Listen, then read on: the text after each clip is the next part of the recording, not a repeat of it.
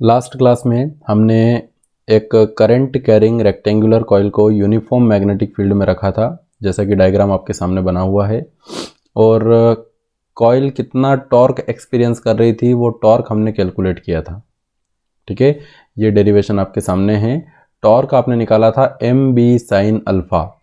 ठीक है, यहाँ पे आप देख पा रहे हैं कि अल्फा जो है वो एंगल है मैग्नेटिक फ्लक्स डेंसिटी की डायरेक्शन यानी कि बी की डायरेक्शन, और एरिया वेक्टर या फिर magnetic dipole moment vector M के बीच की, एम और बी के बीच का एंगल अल्फा यहाँ पे है।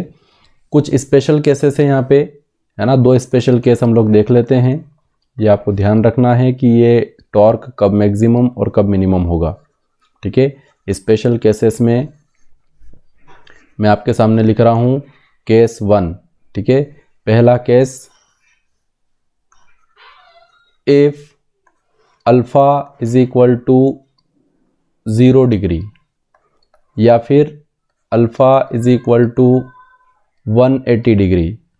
अगर अल्फा 0 डिग्री या फिर 180 डिग्री होगा तब यहाँ पे टॉर्क आपको कितना मिलेगा। देखिए इस फॉर्मूले से टाउ इज इक्वल टू आपने लिखा है एम बी साइन अल्फा।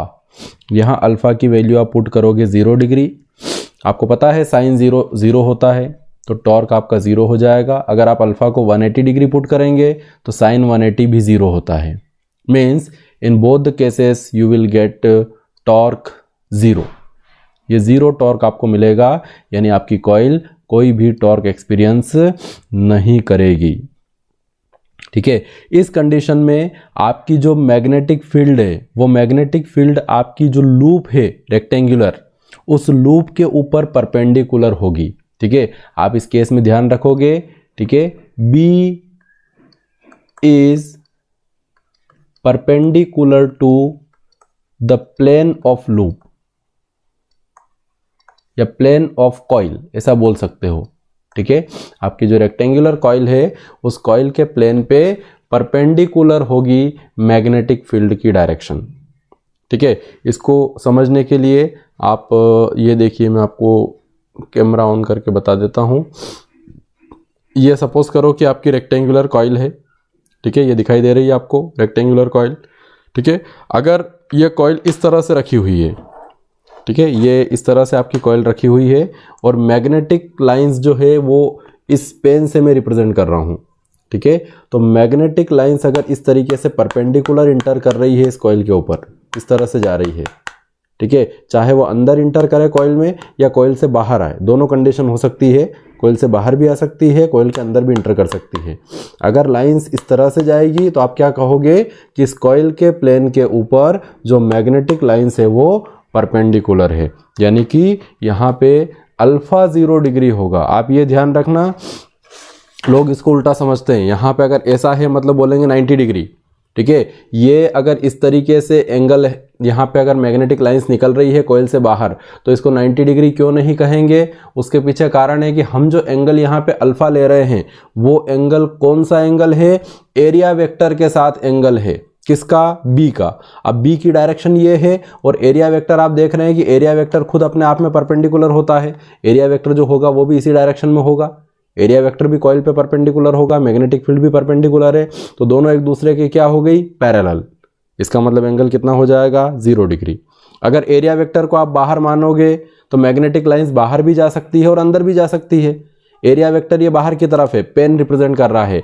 ये वाला जो पेन है ब्लैक कलर का, ये आपको रिप्रेजेंट कर रहा है मैग्नेटिक लाइंस। अगर वो बाहर है तो एंगल 0 डिग्री, अगर मैग्नेटिक लाइंस ऐसे अंदर जा रही है तो एंगल हो जाएगा 180 डिग्री। दोनों केस में हम क्या कहेंगे कि जो मैग्नेटिक लाइंस है वो मैग्नेटिक लाइंस इस कॉइल के ऊपर क्या है, परपेंडिकुलर है। कॉइल पे परपेंडिकुलर है लेकिन अल्फा की वैल्यू 0 डिग्री होगी। ये बात आपको समझ में आना चाहिए। इस केस में आपको टॉर्क क्या मिलेगा, 0 मिल जाएगा। ठीक है, हम चाहें तो यहां पर भी उसको बना सकते हैं। ये मैं आपके सामने यहां डायग्राम बना देता हूं। हम ले लेते हैं कॉइल। ये सपोज करो कि आपकी कॉइल है रेक्टेंगुलर कॉइल, जिसको आपने KLMN नाम दिया था। ये आपकी रेक्टेंगुलर कॉइल हो गई KLMN। ठीक है। अगर मैग्नेटिक लाइंस बाहर से अंदर इंटर कर रही है उस कंडीशन में आप क्या बनाओगे, क्लोज्ड फील्ड से आप रिप्रेजेंट करते हो, आपको पता है। अगर आपने क्रॉस बनाया है इसका मतलब परपेंडिकुलर लाइन से जो कि अंदर की तरफ इंटर कर रही है, ठीक है। इस केस में आप अल्फा को कहोगे 0 डिग्री या फिर 180 डिग्री, ठीक है। यहां पे डॉटेड लाइंस भी हो सकती है, डॉट मतलब बाहर आ रही है, क्रॉस मतलब अंदर जा रही है, ठीक है। अब इसके बाद अगर हम बात करें तो दूसरा केस आपका यहां पे हो जाएगा, ये कैमरा बंद कर देता हूं मैं, सेकंड केस आपके सामने लिख रहा हूं यहां पे, केस 2। केस 2 में क्या, if alpha is equal to 90 degree, alpha 90 degree वाला केस कौन सा हो जाएगा, अल्फा 90 डिग्री के केस में जो मैग्नेटिक फील्ड लाइंस है, ठीक है, magnetic field lines are parallel या B is parallel to the plane of coil. आपकी जो कॉइल है उस कॉइल के प्लेन के पैरेलल है, ठीक है। किस तरीके से पैरेलल है, अगर डायग्राम से अगर आप बताना चाहते हो तो वापस से मैं आपके सामने ये रेक्टेंगुलर कॉइल बना देता हूं, KLMN, ये कॉइल मैं आपके सामने यहां पे बना रहा हूं KLMN। मैग्नेटिक लाइंस अब किस तरह से पास हो रही है, देखिए ये मैग्नेटिक लाइंस इस रीजन में इस तरह से पास हो रही है। अगर ये डायरेक्शन मैग्नेटिक लाइंस की है तो आप समझ पा रहे हैं कि यहाँ पे एरिया वेक्टर जो होगा वो कॉइल पे परपेंडिकुलर होगा। कॉइल पे परपेंडिकुलर मतलब या तो आपकी तरफ आ रहा होगा बाहर या फिर अंदर जा रहा होगा, और मैग्नेटिक लाइंस की डायरेक्शन आपको दिखाई दे रही है, तो मैग्नेटिक लाइंस क्या हो जाएगी उस कंडीशन में, परपेंडिकुलर हो जाएगी।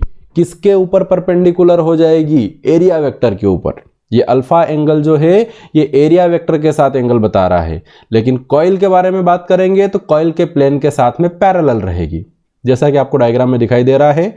मैं एक एग्जांपल से आपको बता देता हूं। ये देखिए आप, ये वापस ये आपकी कॉइल हो गई, इसको अपन रेक्टेंगुलर कॉइल मान लेते हैं, ये सबको दिखाई दे रहा होगा रेक्टेंगल, ठीक है। इस कॉइल के प्लेन को आप देखिए, ये कॉइल का प्लेन आपको दिखाई दे रहा है यहाँ पे, इस प्लेन के पैरेलल अगर मैग्नेटिक लाइंस इस तरीके से पास हो रही है, देखिए इस तरीके से अगर मैग्नेटिक लाइंस पास हो रही है तो ये मैग्नेटिक लाइन इस कॉइल के साथ में क्या है, पैरेलल है, क्योंकि एरिया वेक्टर कॉइल के ऊपर ऐसे परपेंडिकुलर होगा, ये देख पा रहे हैं आप, ठीक है। एरिया वेक्टर कॉइल पे परपेंडिकुलर होगा और मैग्नेटिक लाइंस अगर प्लेन के पैरेलल है मतलब एरिया वेक्टर और मैग्नेटिक लाइन के बीच का एंगल कितना हो गया, 90 डिग्री आपको दिखाई दे रहा है स्पष्ट सामने, ठीक है। तो यहां अल्फा 90 डिग्री होगा, मतलब लाइंस कॉइल के प्लेन के पैरेलल हो जाएगी, इसमें कोई समस्या नहीं होनी चाहिए। चलिए, अगर अल्फा 90 डिग्री है तो आप जानते हो साइन अल्फा यानी कि साइन 90 की वैल्यू क्या हो जाएगी, 1 हो जाएगी, और साइन 90 अगर 1 है, ठीक है, इसका मतलब क्या हुआ, टाउ बराबर क्या बचेगा, mb, यानी टॉर्क की वैल्यू मैक्सिमम हो जाएगी। यहाँ पे आपको मिलेगा tau is equal to m into B, sine alpha will be equal to 1। ये टॉर्क जो है ये मैक्सिमम वैल्यू है, मतलब अगर आपसे पूछा जाए कि टॉर्क मैक्सिमम कब होगा और टॉर्क मिनिमम कब होगा, तो आप बता सकते हो कि अल्फा की वैल्यू कितनी होनी चाहिए मैक्सिमम होने के लिए और कितनी होनी चाहिए मिनिमम होने के लिए। चलिए, अब इस कंसेप्ट को यूज़ करके, ये जो डेरिवेशन हमने किया है टॉर्क वाला, इसको यूज़ करके हम पढ़ने वाले हैं मूविंग कॉइल गैल्वेनोमीटर के बारे में। हम इसको यहीं पे क्लोज कर देते हैं टॉर्क वाले टॉपिक को, और अब हम बात कर रहे हैं हमारे नेक्स्ट टॉपिक की, वो है मूविंग कॉइल गैल्वेनोमीटर।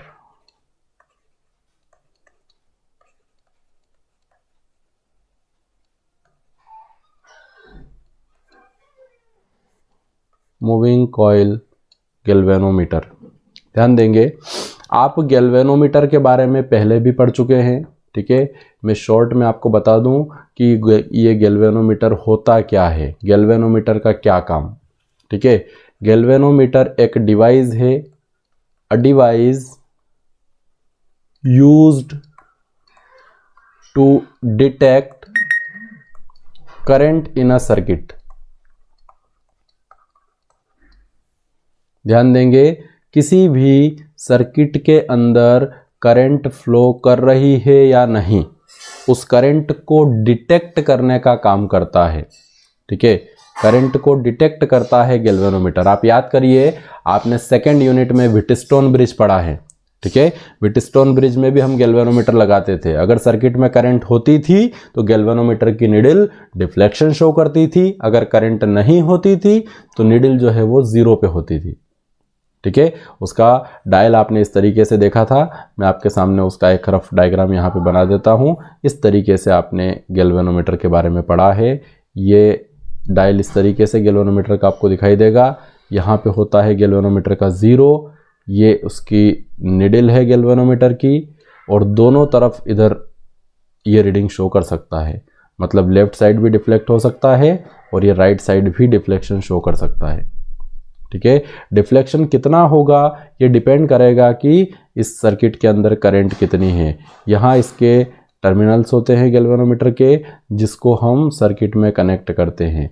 ये एक टर्मिनल है और ये दूसरा टर्मिनल है।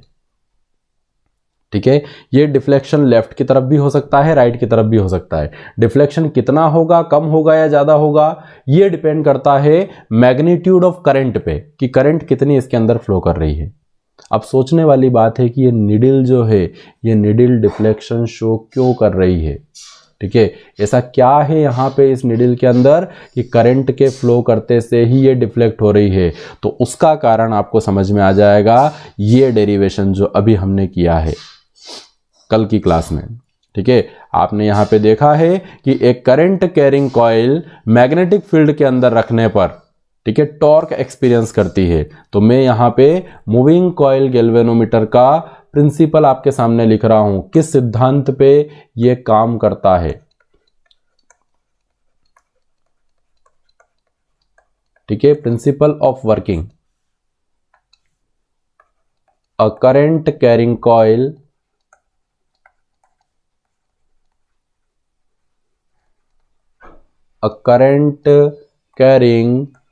कॉइल experiences a torque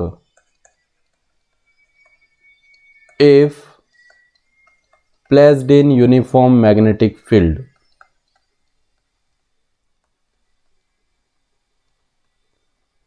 अब यहां पे आपको एक चीज तो समझ में आ रही है कि हमें कुल मिला के ये जो निडल है गैल्वेनोमीटर की, इस निडल को हमें एक रेक्टेंगुलर कॉइल के ऊपर लगाना पड़ेगा। ठीक है, उस कॉइल को कहां रखना पड़ेगी, यूनिफॉर्म मैग्नेटिक फील्ड में। ऑलरेडी कॉइल को हमने मैग्नेटिक फील्ड के अंदर रख दिया। अब अगर उसके अंदर करंट फ्लो करवाते हैं, ठीक है, तो वो कॉइल क्या करेगी, टॉर्क एक्सपीरियंस करेगी। और अगर वो कॉइल टॉर्क एक्सपीरियंस करेगी, इसका मतलब कॉइल रोटेट होगी। कॉइल रोटेट होगी और कॉइल के ऊपर लगी हुई है आपकी निडल, तो कॉइल के रोटेट होने से आपकी निडल भी रोटेट होगी। ठीक है, कॉइल इस तरफ रोटेट हो सकती है। ठीक है, ये अगर मैं आपके सामने यहाँ पे इसको इस तरीके से बता दूं, देखिए ये आपकी कॉइल है, ये कॉइल है।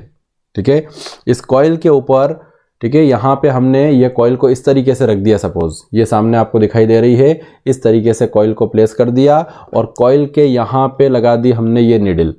ठीक है, अब ये कॉइल अगर डिफ्लेक्शन शो करती है, ठीक है, अगर ये कॉइल इस तरह से डिफ्लेक्ट अगर होती है तो आपकी निडल ऐसे घूमेगी। अगर कॉइल में डिफ्लेक्शन इस तरफ होगा तो ये निडल आपकी इस तरफ घूमेगी। ठीक है, तो कहने का मतलब ये है कि आपकी कॉइल जो है वो रोटेट होगी, टॉर्क एक्सपीरियंस करेगी और आपकी निडल जो है वो डिफ्लेक्शन शो करेगी। Means the needle what ever connected in the galvanometer shows deflection if the coil experiences a torque. ठीक है, बहुत सिंपल सा कंसेप्ट है। अब हम यहाँ पे इसका मूविंग कॉइल गैल्वेनोमीटर का डायग्राम सबसे पहले देख लेते हैं।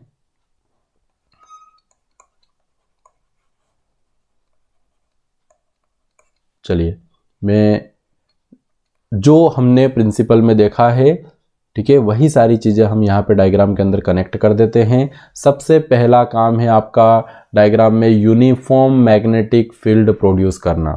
तो यूनिफॉर्म मैग्नेटिक फील्ड को प्रोड्यूस करने के लिए मैं यहाँ पे सिलेंड्रिकल पोल पीसेस आपके सामने यूज कर रहा हूँ। आप लोग ध्यान देंगे इसके ऊपर।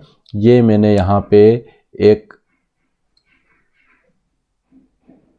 मैग्नेट लिया जो कि सिलेंड्रिकल शेप में है। मैं इसका फ्रंट व्यू और टॉप व्यू दोनों बताऊंगा आपको। ये मैग्नेट हमने इस तरीके से यहाँ पे ले लिया, ये हमने नॉर्थ मान लिया इधर, ठीक है। इस तरफ कहीं इसका साउथ होगा, आपको पता है नॉर्थ और साउथ को हम अलग अलग नहीं कर सकते, बात कर चुके हैं पहले। इस तरफ नॉर्थ रखना है, उसको सिलेंड्रिकल शेप देना है, साउथ इस तरफ हो जाएगा।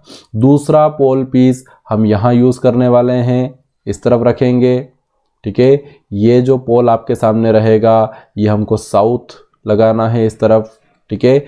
ये पोल पीस हम यहाँ पे यूज कर रहे हैं, ये मैग्नेटिक साउथ हो जाएगा, ठीक है।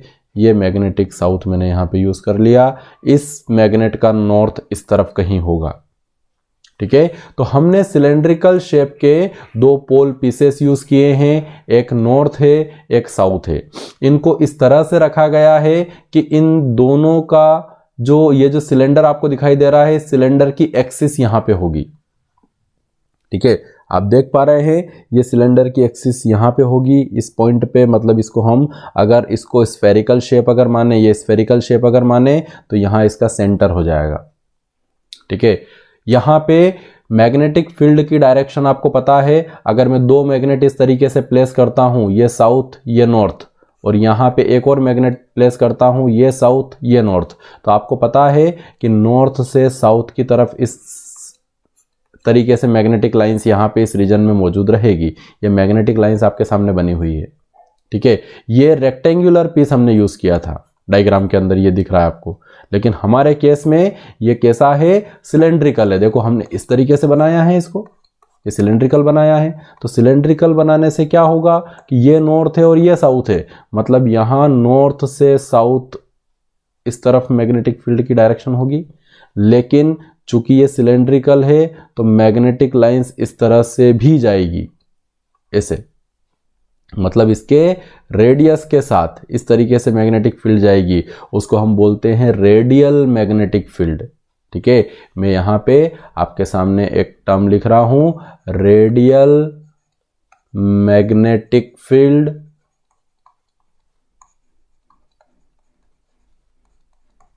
Produced using cylindrical pole pieces।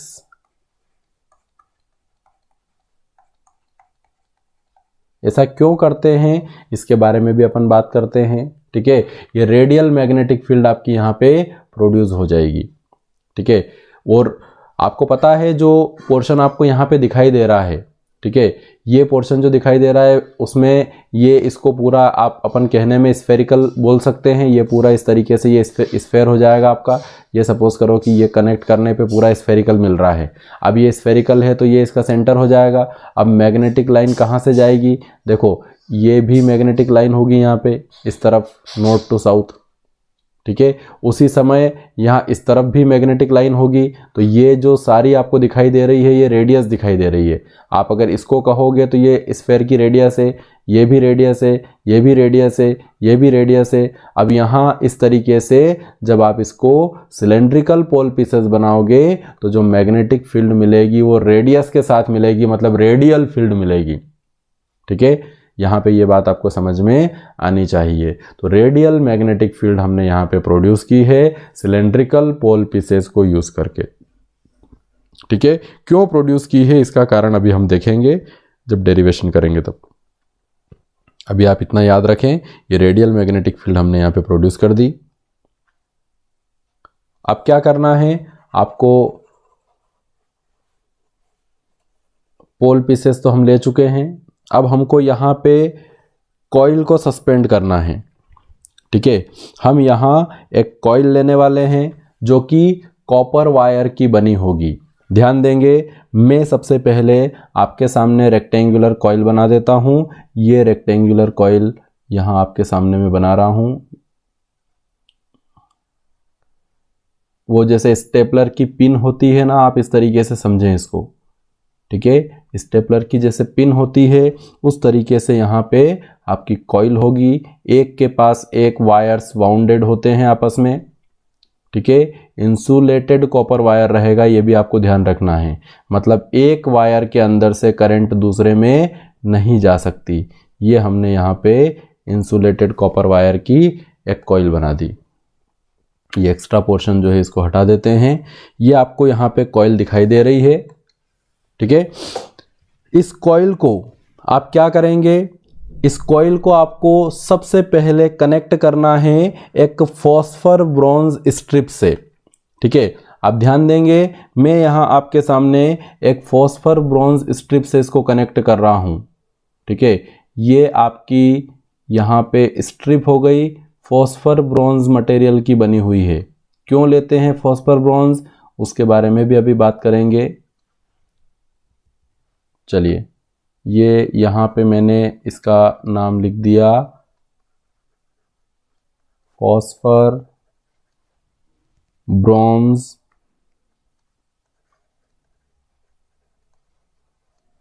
Strip. ये हो गई आपकी फॉस्फर ब्रॉन्ज स्ट्रिप। और ये स्ट्रिप जो है ये यहाँ टॉप पे कनेक्टेड होती है टॉर्शन हेड के साथ में। ये मैंने यहाँ पे इसको टॉर्शन हेड यानी कि H लिख दिया, ठीक है। इन सब के यूजेस अभी हम देखेंगे। ये एक स्क्रू होता है एक तरीके से, इस टॉर्शन हेड के साथ हमने इसको कनेक्ट कर दिया, H लिखा है इसको हेड को। मतलब कुल मिला के आपकी जो कॉइल है वो कॉइल लटकी हुई है, फ्रीली सस्पेंडेड है मैग्नेटिक फील्ड के अंदर। अब ये नॉर्थ साउथ जो पोल पीसेस है ये मैग्नेटिक फील्ड प्रोड्यूस करेंगे, मैग्नेटिक फील्ड के अंदर आपकी कॉइल आपने फ्रीली सस्पेंड कर दी है। ये जो कॉइल है इस कॉइल को हम एक सिलेंड्रिकल आयरन कोर के ऊपर सस्पेंड करेंगे। ये यहां पे कॉइल के सेंटर में क्या रखा हुआ है, एक सिलेंड्रिकल आयरन कोर। आप ध्यान देंगे ये सिलेंड्रिकल शेप का बनाया है मैंने, ठीक है। ये आयरन कोर आपका सिलेंड्रिकल शेप का बना हुआ है, ठीक है। सॉफ्ट आयरन का ये कोर होता है। सॉफ्ट आयरन का कोर क्यों लगाते हैं, उसके पीछे भी एक कारण है कि सॉफ्ट आयरन जो है उसके अंदर से मैग्नेटिक लाइंस बहुत इजीली पास होती है, ठीक है। वो मैग्नेटिक फील्ड को अट्रैक्ट करता है अपनी तरफ, ऐसा हम कह सकते हैं, ठीक है। तो ये आपका सॉफ्ट आयरन का कोर यहाँ पे हमने लगा दिया। इसका सेंटर हम थोड़ा सा और नीचे बना देते हैं, ये ऊपर दिखाई दे रहा है, मैं इसको कोर के सेंटर में बना देता हूँ बिल्कुल, ठीक है। ये आपका सॉफ्ट आयरन कोर हो गया। आप चाहो तो इसके इनके नाम भी लिख सकते हो साथ में। ये मैंने एरो बना के यहाँ पे लिख दिया सॉफ्ट आयरन कोर, ठीक है। ये हो गए आपके पोल पीसेस, नॉर्थ और साउथ दोनों आ गए इसमें। ये हो गई आपकी कॉइल, ये हो गई आपकी कॉइल, ठीक है। तो हमने यहां पे इस तरीके से कॉइल को सस्पेंड कर दिया।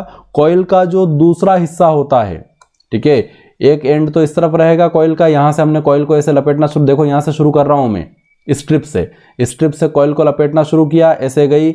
इस तरीके से हमने एक टर्न कंप्लीट किया, फिर उसी के पैरेलल दूसरा टर्न कंप्लीट किया, उसी के पैरेलल तीसरा टर्न कंप्लीट किया, फिर चौथा टर्न, पांचवा टर्न, छठा टर्न, इस तरीके से कॉइल को बनाते जाना है, ठीक है। सेम एरिया के बहुत सारे टर्न्स बनेंगे, यहां डायग्राम में आपको वो दिखाई नहीं देंगे। मैंने आपको क्या कहा है, जिस तरीके से आपकी जो स्टेपलर की पिंस होती है, एक के ऊपर एक पिंस आपको इस तरीके से दिखाई देगी, तो उसी तरीके से यहाँ आपकी कॉइल के अंदर जो टर्न्स होते हैं वो होंगे। और आखिरी सिरा जो होगा कॉइल का यहाँ पर, ठीक है, उसको कनेक्ट करना है एक हेयर स्प्रिंग से। बहुत लाइट वेटेड स्प्रिंग होती है यहाँ पे लगी हुई, इसको हम लोग बोलते हैं हेयर स्प्रिंग। मैं इसका नाम आपके सामने यहाँ पे लिख देता हूं, ये है आपकी हेयर स्प्रिंग। ये स्प्रिंग जो होती है, ये स्प्रिंग भी बनी होती है आपकी फॉस्फर ब्रॉन्ज की। जिस तरीके से आपकी जो स्ट्रिप थी यहाँ पे, जिससे कॉइल को आपने सस्पेंड किया था फॉस्फर ब्रॉन्ज की, उसी मटेरियल की यहाँ पे स्प्रिंग बनी होती है। ठीक है, ये आपका मूविंग कॉइल गैल्वेनोमीटर हमने यहाँ पे बनाया है। ठीक है, अब इस पूरे सिस्टम के अंदर करंट कैसे फ्लो करवाना है ये एक मैटर है। करंट हमें इस कॉइल के अंदर फ्लो करवाना पड़ेगा। तो आप देख रहे हैं कि एक सिरा तो यहाँ पे टॉर्शन हेड पे जुड़ा हुआ है। देखो टॉर्शन हेड जो है वो स्ट्रिप से जुड़ा है, ये स्ट्रिप के बाद कॉइल, कॉइल के बाद में कौन आ गया इधर, स्प्रिंग। ठीक है, तो दूसरा एंड जो रहेगा आपकी कॉइल का वो इस स्प्रिंग से यहाँ पे हमने इस तरीके से इसको कनेक्ट कर दिया और यहाँ से एक वायर हमको लेना है और ये वायर चला जाएगा आपके एक टर्मिनल के पास। ठीक है, यहाँ पे हमने इसको कनेक्ट कर दिया, ये आपका हो गया टर्मिनल। ठीक है, इसको मान लिया टर्मिनल 1। ठीक है, या अपन एक काम ये भी कर सकते हैं कि यहाँ से करंट को हम बाहर जाता हुआ दिखाएंगे, तो इसको सेकेंड टर्मिनल T2 नाम दे दो और फर्स्ट टर्मिनल जो रहेगा, है ना, जैसे ये आपने यहाँ पे T1 और T2 बनाए हैं। ठीक है, ये अंदर कैसा होता है ये मैंने आपके सामने बनाया है। तो T1 को अपन कनेक्ट कर देते हैं इससे टॉर्शन हेड से। ये टॉर्शन हेड को हमने कनेक्ट कर दिया फर्स्ट टर्मिनल से, ये इसको नाम दे दिया हमने T1। यहाँ पे नाम दे दो इसको, ये हो गया आपका T1। वायर का एक एंड कनेक्ट होगा T1 से, करंट इंटर करेगी T1 से। करंट की डायरेक्शन किस तरीके से बनेगी, देखो यहाँ से करंट इंटर करेगी, टॉर्शन हेड के पास जाएगी, टॉर्शन हेड के बाद में फॉस्फर ब्रॉन्ज की स्ट्रिप है जो कि एक कंडक्टिंग मटेरियल है, तो ये स्ट्रिप से होते हुए करंट आपकी कहाँ चली जाएगी, कॉइल के पास चली जाएगी। ये एरो मैंने बनाया है स्ट्रिप से होकर। ठीक है, ये करंट आपकी जाएगी कॉइल में, कॉइल के अंदर से ये करंट इस तरीके से फ्लो करेगी, ये कॉइल में होते हुए आपकी करंट इस तरह से जाएगी, ये कई सारे राउंड यहाँ पे पूरे करेगी, जितने टर्न्स आपने लगाए हैं उतनी बार करंट यहाँ पे घूमेगी इस तरीके से, और फाइनली जो लास्ट वाला जो टर्न है उससे होते हुए ये स्प्रिंग के पास आ जाएगी। स्प्रिंग भी आपका कंडक्टिंग मटेरियल का बना हुआ है, इस स्प्रिंग से होते हुए करंट कहाँ चली जाएगी, सेकेंड टर्मिनल यानी कि T2 के पास। ठीक है, अब आपकी जो कॉइल है वो करंट कैरिंग कॉइल है, ये बात आपको समझ में यहाँ पे आती है। अब सोचने वाली बात है कि करंट कैरिंग कॉइल को हमने कहाँ रखा हुआ है, रेडियल मैग्नेटिक फील्ड के अंदर। अभी मैंने आपसे कहा था कि रेडियल मैग्नेटिक फील्ड होगी, हमने डायग्राम में भी उसको बना के बताया था। अब ये रेडियल मैग्नेटिक फील्ड हम क्यों रख रहे हैं उसके पीछे का कारण समझें। ठीक है, अब जैसे ही कॉइल यहाँ पे करंट कैरी करेगी तुरंत कॉइल के ऊपर लगेगा टॉर्क, ये बात आपको समझ में आती है। ऊपर डेरिवेशन हमने किया है, यहाँ पे आपकी जो कॉइल है वो टॉर्क एक्सपीरियंस करेगी। मतलब मैं अगर यहाँ आपके सामने इसका टॉप व्यू बना दूं, ठीक है, ये जो आपको डायग्राम में दिखाई दे रहा है यहाँ पे, ठीक है, ये इसका फ्रंट व्यू है। मैं यहाँ लिख देता हूं इसको, ये है इसका फ्रंट व्यू। इस तरीके से आपको दिखेगा। अब मैं टॉप व्यू आपके सामने बना रहा हूं। ठीक है, जब आप यहां से टॉप व्यू को अगर देखोगे तो टॉप व्यू आपको किस तरीके से दिखेगा, ये जो कॉइल का ऊपर वाला पोर्शन है, ठीक है, जो इससे टॉर्शन हेड के साथ जुड़ा हुआ है फॉस्फर ब्रॉन्ज स्ट्रिप से, वो वाला पोर्शन आपको इस तरीके से दिखाई देगा। यहां पे आप ध्यान देंगे, ये आपका जो मैग्नेट बना देता हूं सबसे पहले मैं, ये स्फेरिकल शेप इस तरीके से होगा आपका। ये अपन ने एक कंप्लीट स्फेयर बना दिया, ये कंप्लीट स्फेयर, ये पोल पीसेस को, ये स्फेयर का सेंटर हो गया। अब ध्यान देंगे ये पोल पीसेस किस तरीके के होते हैं। ये देखिए यहाँ पे, ये मैंने इस पोर्शन को हटा दिया, यहाँ से इसको भी हटा दिया, इसको भी हटा दिया और इसको भी हटा दिया। ठीक है, ये यहाँ पे आपके ये पोल पीसेस इस तरीके से हैं। आप टॉप से देख रहे हैं ऊपर से गैल्वेनोमीटर को। ठीक है, ये आपका नॉर्थ पोल हो गया और ये हो गया आपका साउथ पोल। ये स्फेरिकल शेप में है। ठीक है, ऊपर का जो पोर्शन है वो स्फेरिकल दिख रहा है। ठीक है, वैसे सिलेंड्रिकल पोल पीसेस है, इस चीज को आप समझना। अगर तो सामने से देखोगे तो सिलेंडर दिखेगा, ऊपर से देखोगे तो ऐसे स्फेयर दिखेगा आपको बनते हुए। ये यहाँ पे एक्सिस है सिलेंडर की, एक्सिस का टॉप पॉइंट आपको दिखाई दे रहा है। अब सोचो कि ये जो कॉइल है यहाँ पे, ये वाला पोर्शन जो है कॉइल का, जब आप टॉप से देखोगे तो आपको केवल कॉइल का ये वाला सिरा दिखेगा, मतलब एक वायर दिखेगा कॉइल का, ठीक है। उस रेक्टेंगुलर कॉइल का ये दूसरे टर्न का ये दूसरा वायर दिखेगा, ये सेकेंड टर्न है, ये घूम जाएगा वापस नीचे चला जाएगा, ये तीसरा। जितने टर्न्स हैं उतने वायर्स आपको यहाँ पे दिखाई देंगे इस कॉइल के। ये बात आपको समझ में आती है, ठीक है। इस तरीके से आपकी कॉइल आपको दिखाई देगी। मैंने समझने के लिए इसको दूर दूर बनाए हैं वायर्स को, इतने दूर दूर ये होते नहीं हैं, ठीक है। बिल्कुल पास पास ये होंगे वायर्स। जितने सारे टर्न्स है वो सारे आपको यहाँ पे दिखाई देंगे। अब सोचने वाली बात है कि आपकी मैग्नेटिक फील्ड की डायरेक्शन क्या है। देखो मैग्नेटिक फील्ड को हमने बनाया था नॉर्थ से साउथ। अगर इस तरह से आपकी मैग्नेटिक फील्ड जा रही है नॉर्थ से साउथ, मतलब मैं अगर आपसे पूछूं कि यहाँ अल्फा की वैल्यू कितनी है, टॉर्क तो एक्सपीरियंस करेगी कॉइल, कितना टॉर्क एक्सपीरियंस करेगी वो मैं आपके सामने लिख सकता हूं।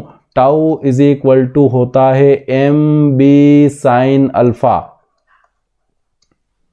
ये टॉर्क की वैल्यू यहां पे हो जाएगी। अगर आप चाहो तो एम की वैल्यू दोबारा यहां पे पुट कर सकते हो। देखो एम किसको लिखते हो आप, ये देखिए एम किसको लिखते हैं, मैग्नेटिक डाइपोल मोमेंट। आप लिखते हो करंट इनटू एरिया, आई इंटू ए को आप एम लिखते हैं। तो हम चाहें तो एम को दोबारा से क्या पुट कर सकते हैं, यहाँ पे मैं लिख दूंगा आपके सामने tau is equal to, M को मैंने लिख दिया है आई इंटू ए, और ये हो गया आपका बी साइन अल्फा, ठीक है। अब यहां पे चूंकि जो डेरिवेशन ऊपर हमने किया है उस डेरिवेशन में हमने सिंगल टर्न माना था। ये जो कॉइल हमने ली है ये वाले डेरिवेशन में जे के एल एम, इसमें एक ही वायर है, लेकिन हमारे केस में जो मूविंग कॉइल गैल्वेनोमीटर हम पढ़ रहे हैं उसमें एक टर्न नहीं है, इसके अंदर तो बहुत सारे टर्न्स हमने लिए हैं। अगर हम नंबर ऑफ टर्न्स को n अज्यूम कर लें तो यहाँ पे क्या मल्टीप्लाई हो जाएगा, आई ए की जगह ये हो जाएगा एन आई ए।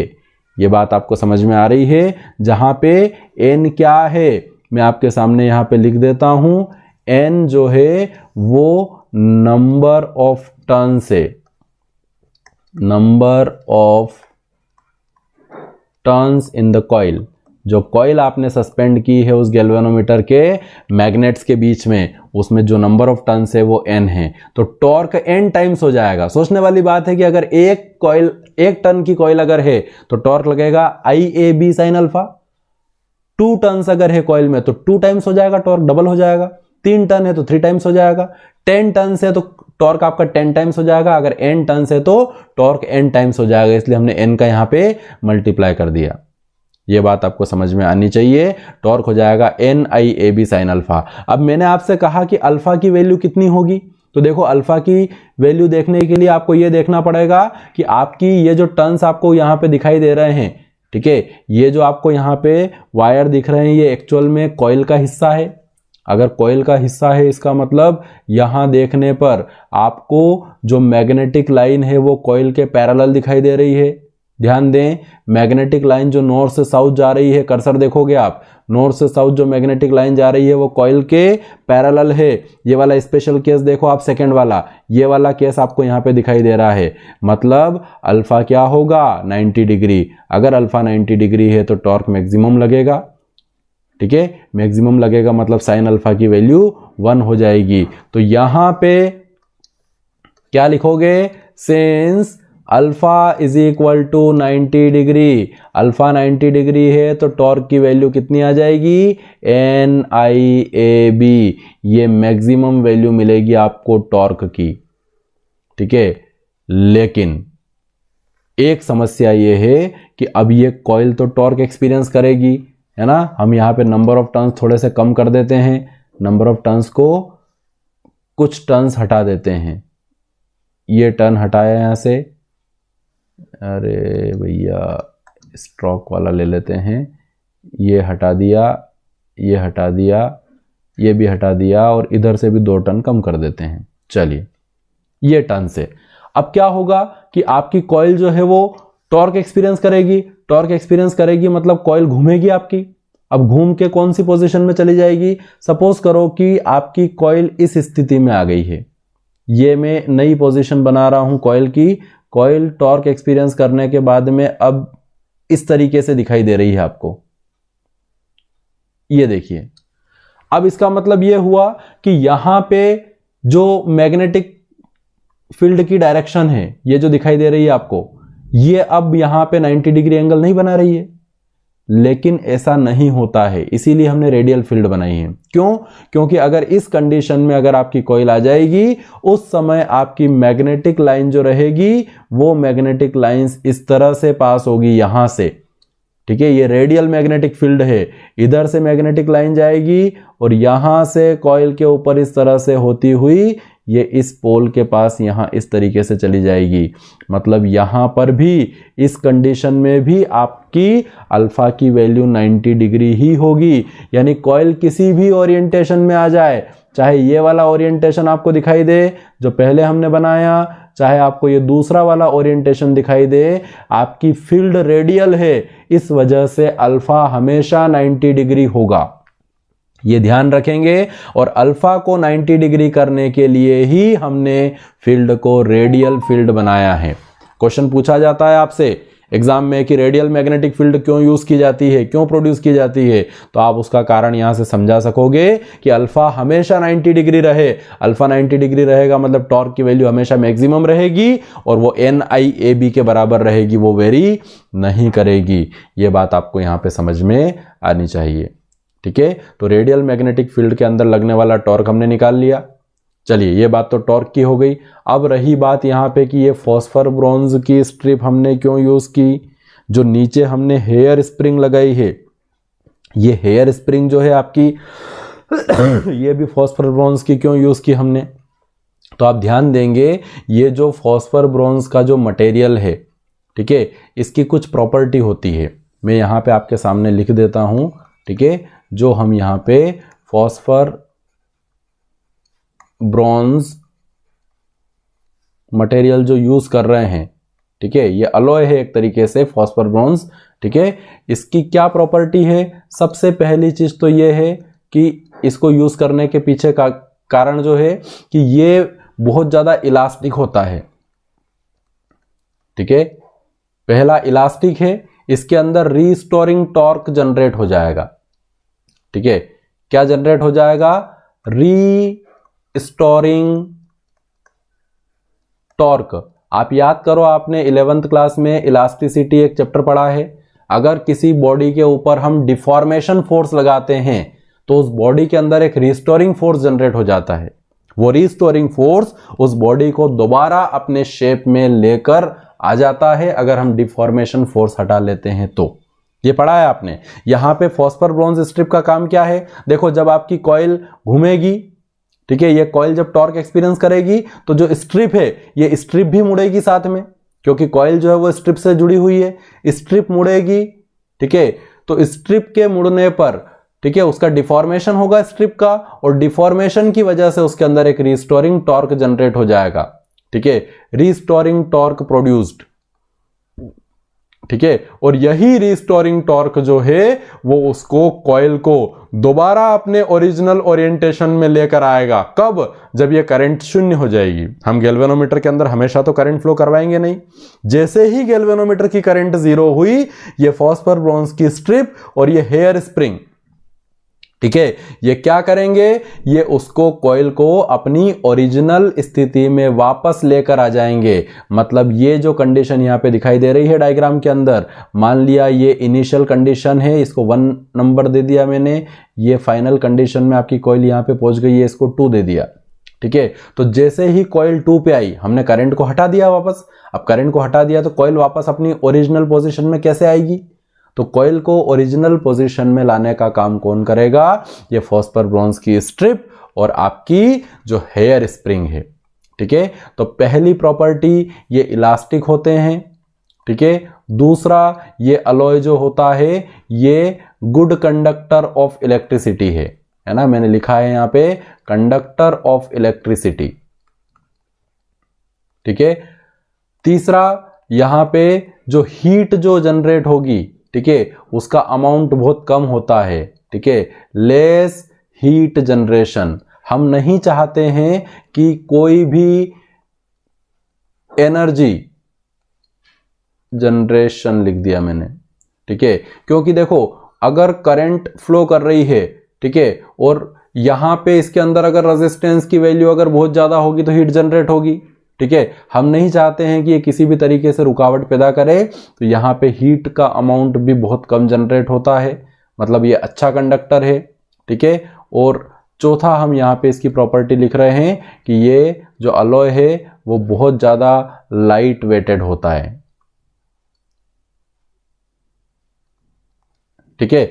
अब लाइट वेटेड होने की वजह से हम इसको इजीली यहाँ पे सस्पेंड कर सकते हैं इसकी मदद से कॉइल को, ठीक है। ये बात आपको समझ में आती है। अब यहाँ पे जो रीस्टोरिंग टॉर्क प्रोड्यूस हो रहा है, ठीक है, यहाँ पे रीस्टोरिंग टॉर्क कितना प्रोड्यूस होगा, सोचने वाली बात है। वापस कॉइल आपकी घूम के अपनी ओरिजिनल पोजीशन में आ रही है, ठीक है।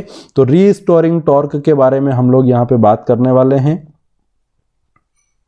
देखिए,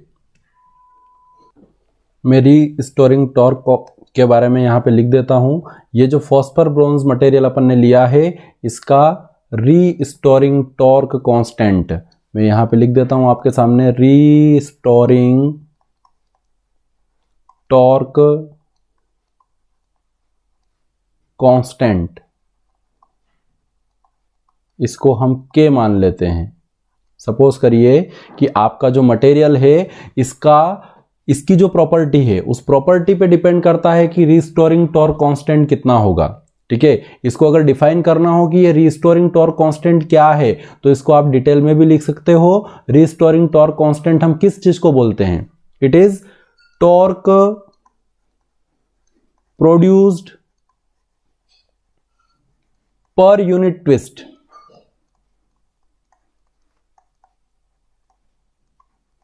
इन द स्ट्रिप। ये जो आपने फॉस्फर ब्रोंज की स्ट्रिप ली है, इस स्ट्रिप के अंदर अगर यूनिट ट्विस्ट होता है, ठीक है। वापस बात ये आ रही है कि यूनिट ट्विस्ट का मतलब क्या।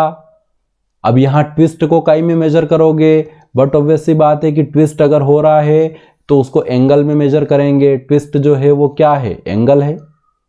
तो हम ऐसा मान लें, उसको अगर रेडियन में अगर बात करें तो यूनिट रेडियन अगर ट्विस्ट होता है तो कितना टॉर्क प्रोड्यूस होगा उस आपके फॉस्फर ब्रोंज की स्ट्रिप के अंदर, उसको हमने K मान लिया, ठीक है। Torque produced per unit twist in the strip, इसको हमने क्या मान लिया यहां पे? रीस्टोरिंग टॉर्क कांस्टेंट, उसकी वैल्यू K है। अब ध्यान देंगे कि यहां अगर सपोज करो टोटल ट्विस्ट जो प्रोड्यूस हो रहा है, ये आपकी जो कॉइल है वो घूमेगी। अब कॉइल कितने एंगल से घूम रही है, वो एंगल यहां पे मेजर किया जाता है, ठीक है। कैसे मेजर करेंगे एंगल को? आप ध्यान देंगे, एंगल मेजर करने के लिए यहां पे एक मिरर कनेक्ट किया जाता है। मैं आपके सामने यहां पे मिरर बना देता हूं। ये एक मिरर अरेंजमेंट यहाँ पे बहुत लाइट वेटेड मिरर लगाया जाता है। ये मिरर हमने यहाँ पे कनेक्ट कर दिया, ठीक है। इस मिरर के ऊपर लाइट फॉल करवाई जाती है, ठीक है, किसी लैंप से। और जब लाइट इसके ऊपर फॉल करेगी तो आपको पता है कि वो लाइट रिफ्लेक्ट होके वापस जाएगी। तो लाइट कहाँ से फॉल करवाई गई और वो कितने एंगल से रिफ्लेक्ट हो रही है, वो एंगल यहां पे मेजर किया जाता है। पूरा सिस्टम होता है और वहां से पता किया जाता है कि इस कॉइल के अंदर कितना ट्विस्ट हुआ है, उस एंगल को मेजर कर लिया जाता है। मैं यहां आपके सामने अज्यूम कर लेता हूं, ठीक है। यहां पे अपन अज्यूम कर लेते हैं, लेट टोटल प्रोड्यूस्ड ट्विस्ट। आपकी कॉइल जब टॉर्क एक्सपीरियंस करेगी तो टोटल कितना टॉर्क ट्विस्ट प्रोड्यूस हुआ उसको अगर अपन मान ले थीटा, उस कंडीशन में जो आपका रीस्टोरिंग टॉर्क है वो आपको यहां से मिल जाएगा। देखो रीस्टोरिंग टॉर्क कितना मिलेगा? रीस्टोरिंग टॉर्क बराबर क्या होना चाहिए? देखो हम रिस्टोरिंग टॉर्क की बात कर रहे हैं, मतलब फॉस्फर ब्रोंज की बात कर रहे हैं। सिंपल सी बात है ना। रिस्टोरिंग टॉर्क इसके अंदर प्रोड्यूस होता है। अब आपने बोला है कि रिस्टोरिंग टॉर्क कांस्टेंट K है, यानी कि यूनिट ट्विस्ट पर K टॉर्क जनरेट हो जाएगा। ट्विस्ट अगर यूनिट है तो K टॉर्क होगा। अगर थीटा ट्विस्ट है तो टॉर्क कितना हो जाएगा? Theta into K।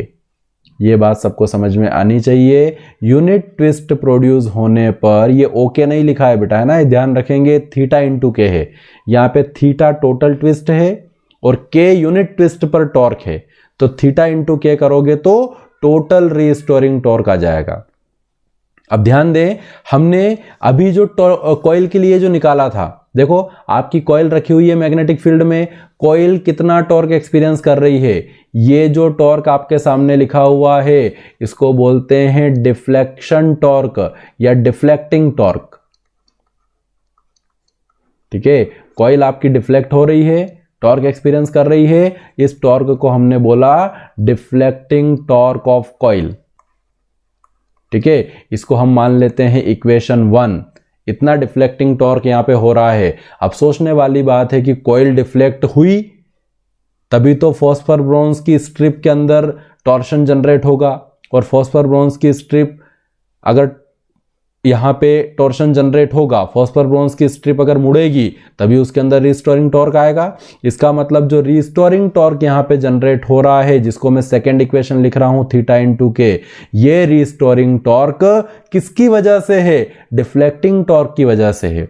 ना कॉइल घूमेगी, ना यहां ट्विस्ट प्रोड्यूस होगा फॉस्फर ब्रोंज की स्ट्रिप के अंदर, न ही कॉइल घूमेगी, न ट्विस्ट प्रोड्यूस होगा, मतलब न डिफ्लेक्टिंग टॉर्क होगा और न ही रिस्टोरिंग टॉर्क होगा। यानी कि रिस्टोरिंग टॉर्क का कारण कौन है? डिफ्लेक्टिंग टॉर्क है।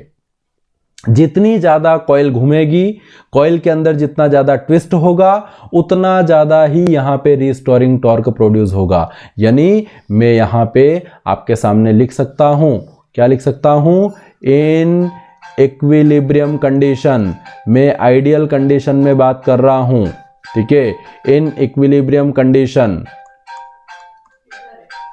ये फोन उठाओ, इन इक्विलिब्रियम कंडीशन, ठीक है, क्या होगा? द रीस्टोरिंग टॉर्क प्रोड्यूस्ड, ठीक है, रीस्टोरिंग टॉर्क बराबर हो जाएगा किसके? डिफ्लेक्टिंग टॉर्क के। मतलब जो कॉइल के अंदर जो टॉर्क हुआ है करंट के फ्लो करने से, उसी के बराबर टॉर्क जनरेट हो जाएगा किसके अंदर? आपकी फॉस्फर ब्रोंज की स्ट्रिप के अंदर। तो इक्वेशन 1 और 2 से आप यहाँ वैल्यू पुट कर सकते हो। रिस्टोरिंग टॉर्क की वैल्यू आप पुट करोगे थीटा इंटू के, ये लिख दिया मैंने इसको थीटा इंटू के, और डिफ्लेक्टिंग टॉर्क की वैल्यू आपके सामने है NIAB। ठीक है, सारे सिंबल्स का मतलब आप यहाँ पे जानते हैं। उस कंडीशन में हम इसको सॉल्व करके यहाँ से जो ट्विस्ट प्रोड्यूस्ड है वो फाइंड कर सकते हैं। थीटा बराबर क्या हो जाएगा आपका? NIAB डिवाइडेड बाय के। ठीक है, इसको और सॉल्व करेंगे तो सॉल्व करके हम इसको ऐसा भी लिख सकते हैं, थीटा इज इक्वल टू, ठीक है, NAB अपॉन के, और ये जो आई है इसको यहां लिख देते हैं पीछे। ठीक है, ये रिलेशन आपको यहां पे मिल रहा है ट्विस्ट के लिए, थीटा के लिए। और इस रिलेशन से आपको क्या समझ में आ रहा है? देखिए ये सारी वैल्यूज यहां पे कांस्टेंट है, NAB अपॉन के सब कांस्टेंट है। कैसे है कांस्टेंट? नंबर ऑफ टर्न्स है n, जितने टर्न्स आपको गैल्वेनोमीटर की कॉइल में लेना थे वो आप पहले ही ले चुके हो। नंबर ऑफ टर्न्स तो बार बार चेंज होंगे नहीं। ठीक है, एक बार जो आपने कॉइल बना दी सो बना दी।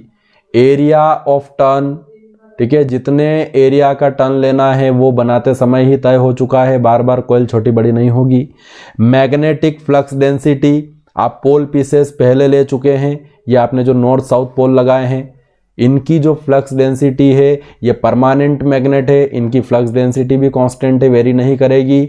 के जो है वो यहाँ पे आपका torque produced per unit twist है, मतलब वो फॉस्फर ब्रोंज मटेरियल पे डिपेंड करता है। यानी मटेरियल आपने तय कर लिया कि फॉस्फर ब्रोंज है तो उसके लिए के की वैल्यू भी कांस्टेंट है।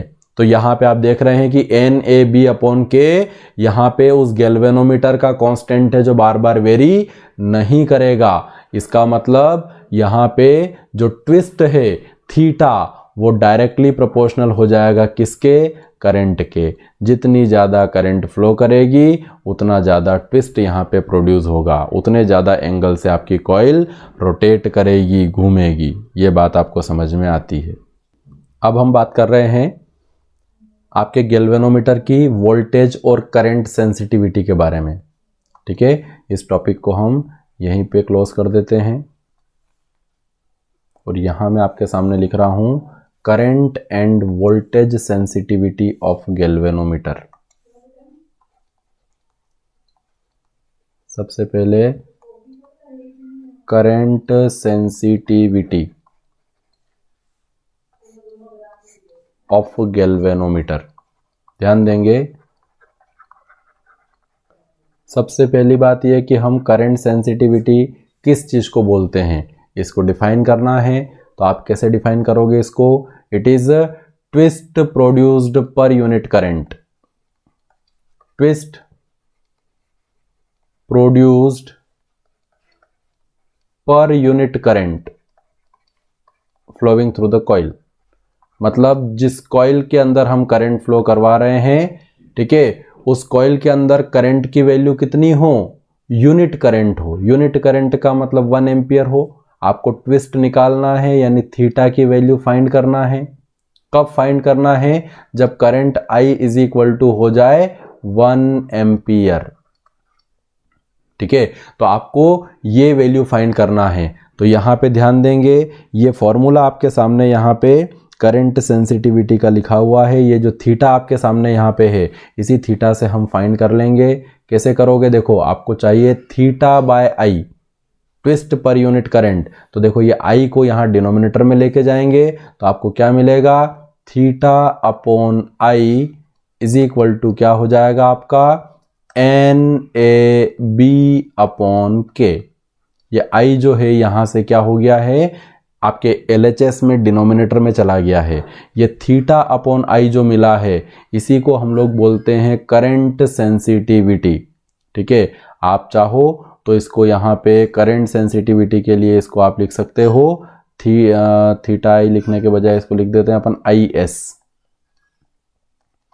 ठीक है, करंट सेंसिटिविटी। ठीक है, तो ये हो जाएगा आपका NAB अपॉन के। ये वैल्यू आप यहाँ पे फाइंड कर लोगे करंट सेंसिटिविटी की। अगर इसकी यूनिट निकालना है तो आप इसकी यूनिट भी लिख सकते हैं। करंट सेंसिटिविटी की यूनिट क्या हो जाएगी? देखो, यहाँ पे आपने लिखा है इसको थीटा अपॉन आई। ठीक है, तो ये लिखा मैंने IS करंट सेंसिटिविटी। थीटा मतलब क्या है? एंगल है, तो इसकी यूनिट क्या रहेगी? रेडियन। समझते हैं आप, SI यूनिट की बात कर रहे हैं तो रेडियन में मेजर करेंगे। करंट है I, करंट की यूनिट क्या होती है? एम्पियर। करंट को एम्पियर में मेजर करेंगे तो करंट सेंसिटिविटी की यूनिट हो जाएगी रेडियन पर एम्पियर। इसमें कोई समस्या आपको नहीं होनी चाहिए। ठीक है, ये हो जाएगी आपकी रेडियन पर एम्पियर। मतलब यूनिट करंट फ्लो करवाने पर कितने रेडियन एंगल से आपकी जो फॉस्फर ब्रॉन्ज की स्ट्रिप है वो ट्विस्ट होगी, कितना ट्विस्ट यहाँ पे प्रोड्यूस होगा। तो अभी हमने करंट सेंसिटिविटी की बात की, अब हम बात कर रहे हैं वोल्टेज सेंसिटिविटी की। इसको यहीं छोड़ देते हैं, मैं लिख देता हूं voltage sensitivity of galvanometer.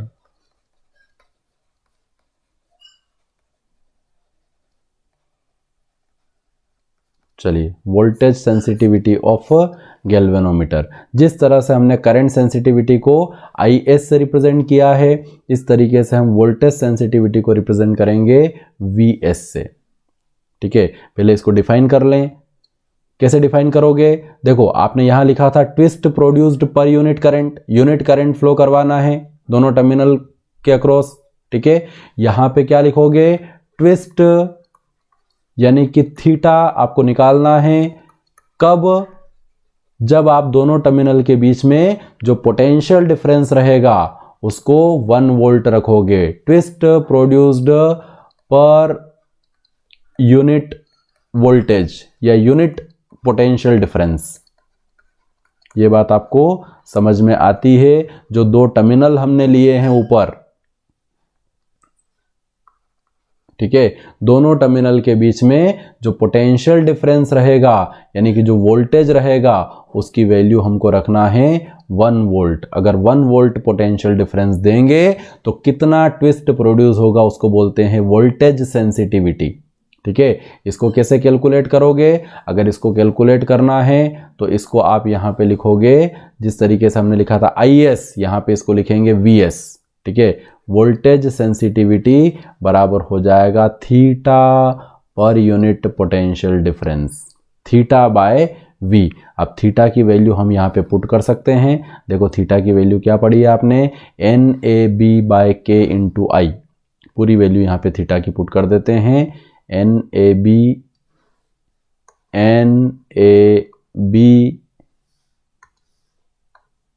B बनाना है भाई, NAB upon K into I। ये तो थीटा की वैल्यू हो गई। और डिनोमिनेटर में कौन है यहाँ पे? डिनोमिनेटर में है आपका पोटेंशियल डिफरेंस। ध्यान देंगे ये कौन सा पोटेंशियल डिफरेंस है? ये पोटेंशियल डिफरेंस वो है जो यहाँ पे ये T1 यानी कि पहला टर्मिनल गैल्वेनोमीटर का और T2 यानी कि दूसरा टर्मिनल, इन दोनों के बीच जो पोटेंशियल डिफरेंस हमने अप्लाई किया है वो यहाँ पे है ना, पोटेंशियल को हमने V माना है। तो twist per unit potential difference, ठीक है। अगर आप चाहो तो ओम्स लॉ को यूज करके, बाय यूजिंग ओम्स लॉ, आप क्या लिख सकते हैं यहाँ पे? अगर ओम्स लॉ को यूज करेंगे तो आपको पता है ओम्स लॉ के हिसाब से V बराबर क्या होता है, IR, ठीक है। जहां पे I करंट है जो कॉइल में फ्लो कर रही है और R जो यहाँ पे आपने लिखा है ये R रेजिस्टेंस है, ठीक है। कौन सा रेजिस्टेंस? अब कॉइल जो बनी हुई है आपकी, जो गैल्वेनोमीटर आपका है, उसमें दोनों टर्मिनल के बीच में देखो यहाँ पे T1 से लेकर T2 तक, ठीक है। यहाँ पे एक वायर है, फिर फॉस्फर ब्रॉन्ज की स्ट्रिप है, फिर कॉपर की कॉइल है, उसके बाद फिर आपकी हेयर स्प्रिंग है, फिर ये वायर है। तो T1 से T2 के बीच में जो कॉइल और ये सारी चीज़ें लगी हुई है, इनका मिलाकर कोई रेजिस्टेंस होगा। उस रेजिस्टेंस को हमने क्या मान लिया यहाँ पे? R मान लिया। तो हम V बराबर क्या लिख सकते हैं ओम्स लॉ से? IR लिख सकते हैं। तो ये जो एक्सप्रेशन आपका होगा, ये एक्सप्रेशन क्या हो जाएगा? VS is equal to NAB into I divided by K into, ये जो V है यहाँ पे, इसको हम लिख सकते हैं IR, ठीक है। अब यहाँ पे आप देखिए I से I कैंसिल हो जाएगा, ठीक है। आपको क्या मिलेगी? वोल्टेज सेंसिटिविटी यहाँ पे मिल जाएगा आपको NAB upon K into R। चलिए, ये एक्सप्रेशन हो गया आपका वोल्टेज सेंसिटिविटी का। अगर इसकी यूनिट आपको निकालना है, यहाँ पे लिख देता हूं मैं आपके सामने। यूनिट अगर आपको इसकी निकालना है तो देखो फॉर्मूला क्या है, थीटा डिवाइडेड बाय V। तो आप क्या लिखोगे यूनिट को? VS is equal to unit of twist, ठीक है। फिर से इसकी यूनिट को आप रेडियन लिखेंगे, divided by unit of potential difference, आपको पता है आप वोल्ट लिखेंगे। तो यहाँ पे वोल्टेज सेंसिटिविटी की यूनिट क्या हो जाएगी?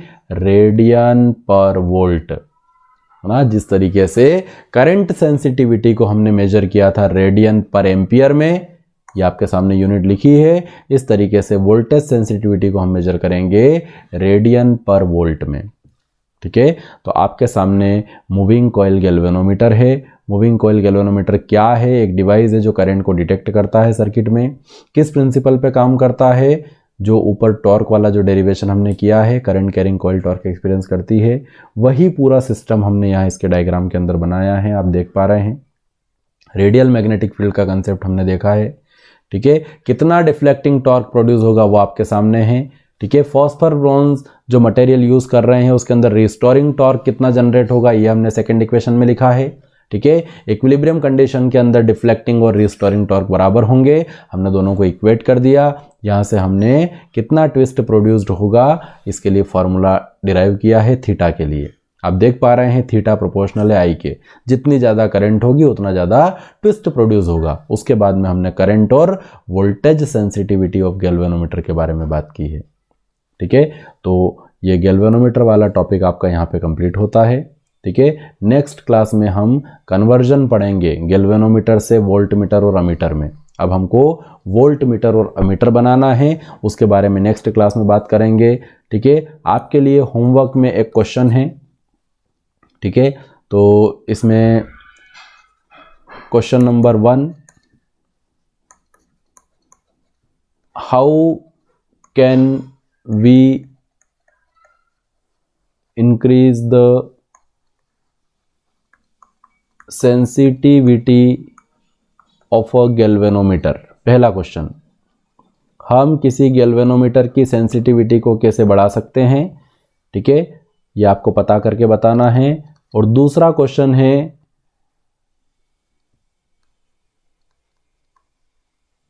Increasing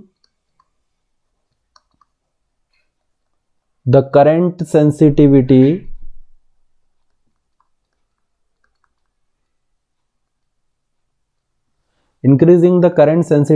of a galvanometer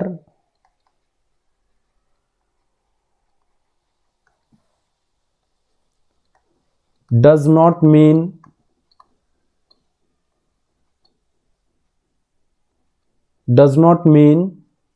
the increase in voltage sensitivity।